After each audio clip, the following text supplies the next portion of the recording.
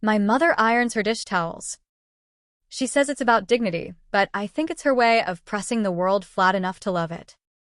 That Saturday, she'd ironed the towels, the table runner, even the napkins, and she'd hummed all morning, a little off-key, because family dinners keep the house blessed. My father set out the good plates with the gold rim. My brother Ben argued with the Knicks game on mute. I floated between the kitchen and living room, wiping invisible dust and pretending I didn't know why my boyfriend had insisted we dress nicer than usual. Evan wore the blue blazer I call his CEO jacket. On other nights, it makes him look like a man who could fix a storm. That night it looked like an answer to a question I wasn't ready to ask. Dinner was Dominican comfort. Pernil, arroz con gandals, maduros the picky way I like them, dark and caramel at the edges. My mother kept tucking little extras on Evan's plate. "You're too skinny," she declared, which is how my mother says she approves. When Evan laughed, she softened in that way moms do when they start measuring a man in the units of son-in-law. He reached for my hand twice during dinner. Both times I let him. Both times I felt the weight of his palm like a future. After espresso, my father clicked the TV off mid-replay and said, too casually, "Should we move to the sala?" That was the tell. In my family, proposals happen in the sala. The formal living room nobody is allowed to sit in unless it's important or it's Christmas. I wanted to help with dishes to delay. Evan touched the small of my back and guided me toward the couch my mother only lets us perch on. My father stood by the plant he can't keep alive. My mother clasped and unclasped her hands like a rosary with no beads. Evan stood in front of me and exhaled like an athlete about to run. He looked at my parents, then at me, and he smiled. Soft, certain. "Maya," he said, and my name in his voice sounded like a promise already kept. "I love you. I love how you make room for everybody at every table. I love how you take a breath before you're angry. I love how you correct people gently, and yourself first." He dropped to one knee on my mother's rug, and somewhere in my head a stupid thought screamed, "Get a coaster." Because I wanted to run from the gravity of what he was doing. He opened a ring box. It wasn't flashy.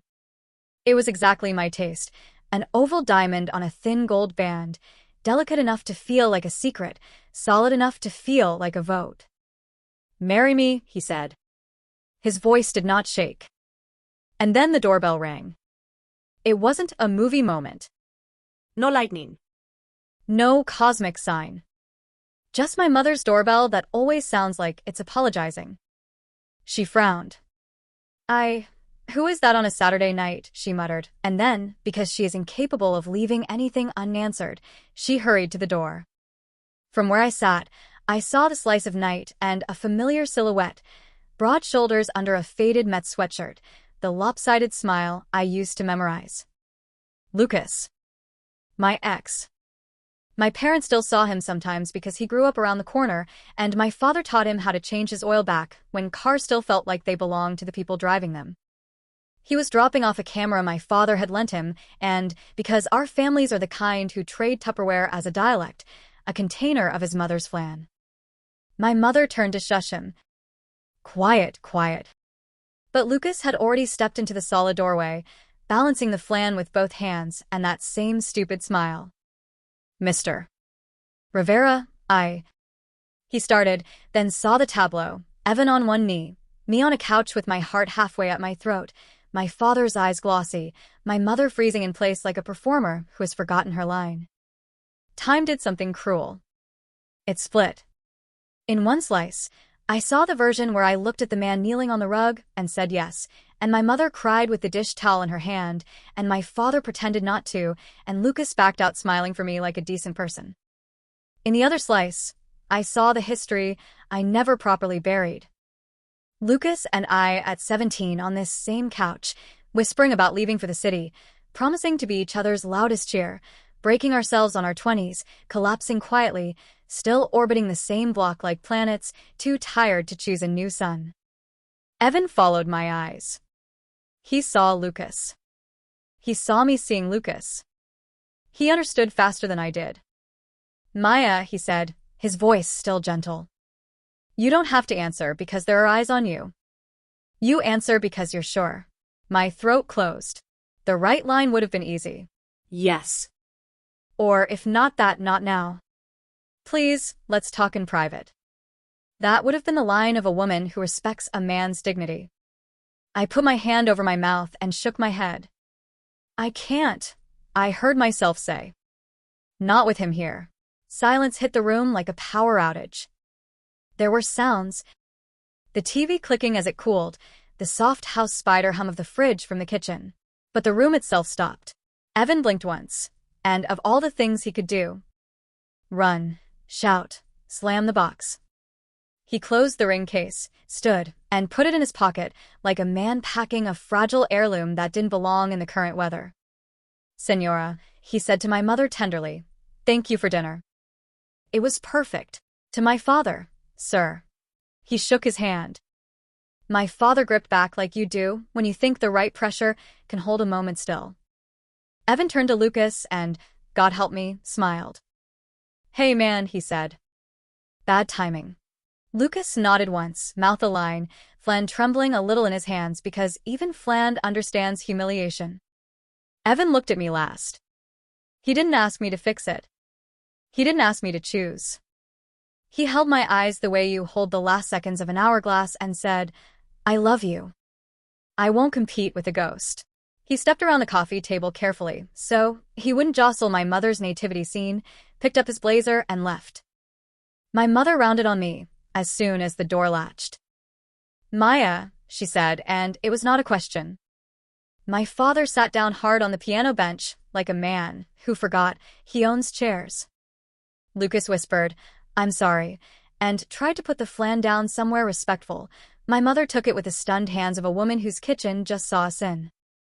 I didn't mean. I started. You meant enough, my father said quietly. Lucas backed out. He did not touch me. He did not grab for the past. He folded himself back into the night with more grace than I deserved. In my room, my phone lit with texts I couldn't read. From Evan, home safe?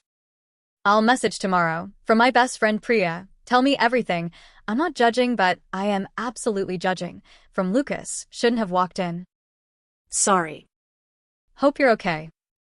Competing kindness felt like static. The next morning, Evan sent an email.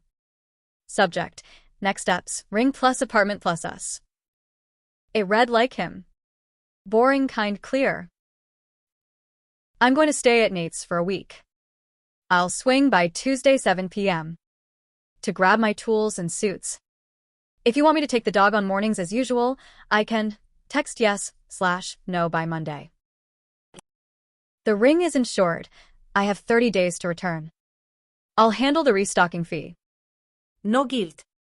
It was a gift contingent on acceptance.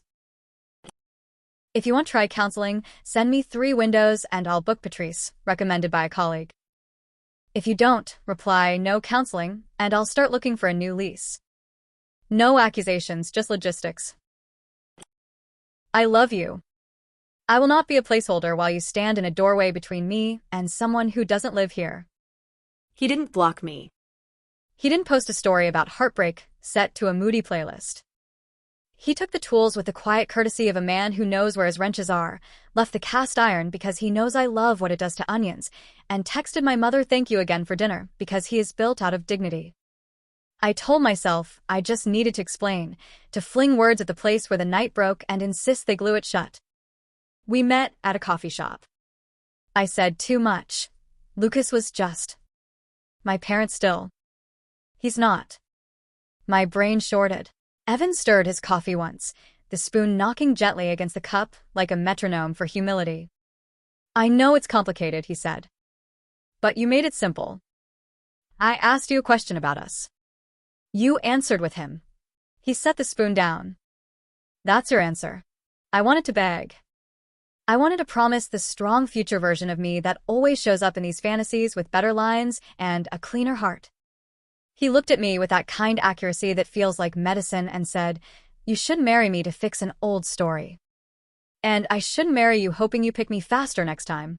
He left me there with my latte, and the way the bell on the door sounded like a verdict. I tried to rebound stupid. Told myself maybe the feeling I felt when Lucas stepped in meant fate. We met for a coffee because closure is a lie we tell our calendars. He showed me the ring on his girlfriend's hand. His girlfriend.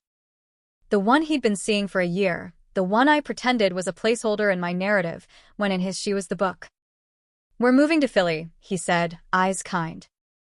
I was dropping the camera before the U-Haul. He shrugged. Timing. I walked home slowly because you can either move fast or think, and I needed the second longer than I needed the first. I wrote Evan one letter and mailed it because a text felt like an ambush. You deserved a yes that had nothing to do with who was in the doorway. If you ever want to try again, I'll pick you with the door shut. I did not expect a reply. He sent a thank you card that said, "I know." Which is not a promise. Which is the point. Months later, my mother still irons dish towels, still hums off-key. We don't speak of the night, not out of denial, but because we've decided it needs fewer words, not more. My father fixed the plant by replacing it with a fake one. He is happy when things cannot die. I'm learning boring skills. How to close a chapter without peeking through the blinds, how to say yes when I mean yes without scanning the room for witnesses, how to love someone like it's a decision you make in front of your mother's best plates, not a reaction to a silhouette in a doorway. He wins because he refused to turn my hesitation into a spectacle. He wins because he let logistics do the talking when my mouth couldn't. He wins because he would have married me that night and still walked away when the answer wasn't about us. He walked out with his dignity, and the silence he left behind is the thing I hear when I think about saying yes to anything now. If you ever get asked a question that deserves your whole heart, answer it because it's the truth in your mouth. Not because someone is or isn't in the room. Hey, everyone. Thanks for watching. She froze mid-proposal when her ex stepped into the doorway and said, "I can't." Not with him here. He didn't rage. He closed the ring box, thanked her parents, and ended it with clear logistics, not drama. Lesson: if your yes depends on who's watching, it isn't a yes. Don't make someone audition against your past. If you like this video, please subscribe for more. Thanks, and see y'all tomorrow.